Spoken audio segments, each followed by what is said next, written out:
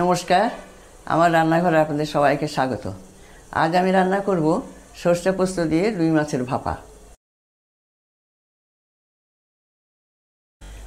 এর জন্য নিয়েছি আমি রুই মাছ, এগুলো কেটে ধুয়ে আমি পরিষ্কার করে রেখেছি।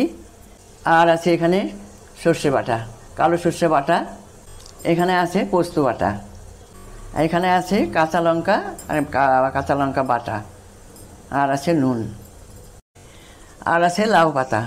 এই লাউ পাতাগুলোর ভিতরেই আমি মাছটা ভাপা করব। অনেকেই কলা পাতা দিয়েও করে, কিন্তু আমি আবার লাউ পাতা দিয়েই করি। সেই জন্য এই পাতাগুলো ধুয়ে টুয়ে রেখেছি।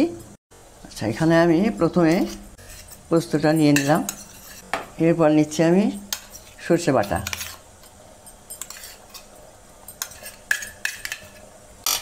এখন নেব আমি একটু নুন, আর কাঁচা লঙ্কা দিয়েছি আমি, দেব, তবে করব একটু শুকনো লঙ্কাও দিলাম, এখনকার কাঁচা লঙ্কাগুলো খুব একটা ঝাল না। আর একটু হলুদ দিলাম, আর এখানে বাটা কাঁচা লঙ্কা আছে, কাঁচা লঙ্কাটা দিলাম।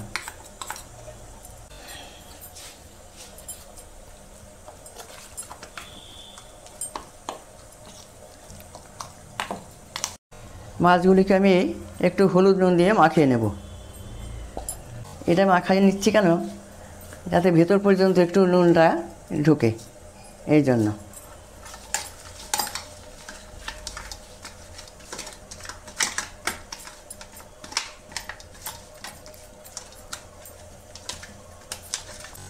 এই পাতাগুলোকে এই যে করলাম সর্ষে পোস্তটা, এটা আমি একটু মাখিয়ে দেব।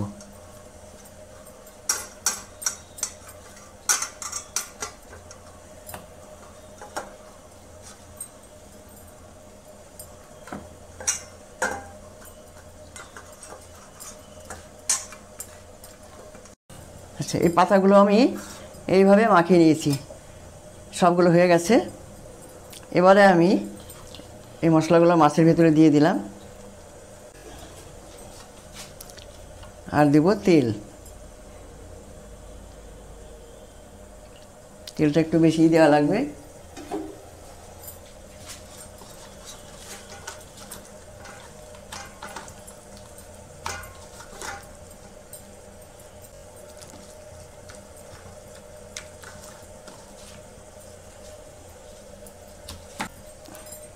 এইবারে থালাটার ভেতর আমি, ফুটো থালা, এর ভেতর আমি পাতাগুলো বসাবো।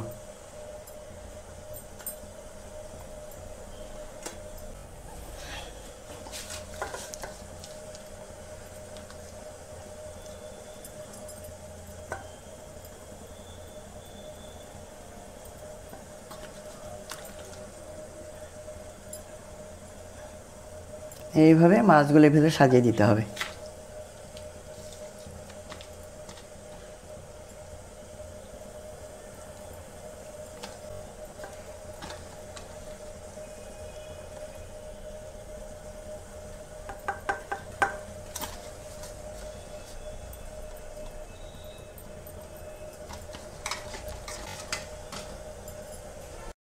মাছগুলো আমার সব মাখানো হয়ে গেছে। এইবারে এর ভেতরে আমি একটু করে লঙ্কা দেব,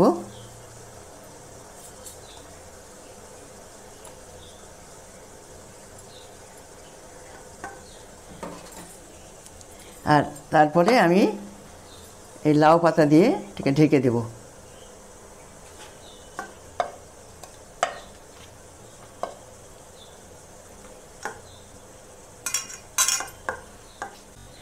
দিয়ে এটা আমি, এই যে আমার গরম জল ফুটছে, কড়াই সসপ্যানে আমি জল বসিয়ে রাখছি, ফুটে গেছে, এর উপর আমি এটা বসিয়ে দেব,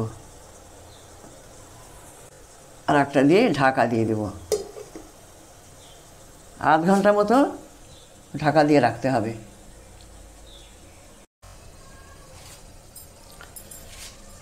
এখন আমি ঢাকাটা খুলছি, দেখি কেমন হলো।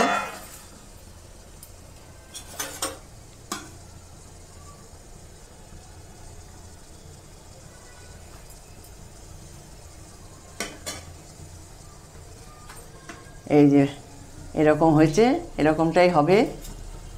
সম্পূর্ণই হয়ে গেছে রান্নাটা, আমি এবার নামিয়ে দেব।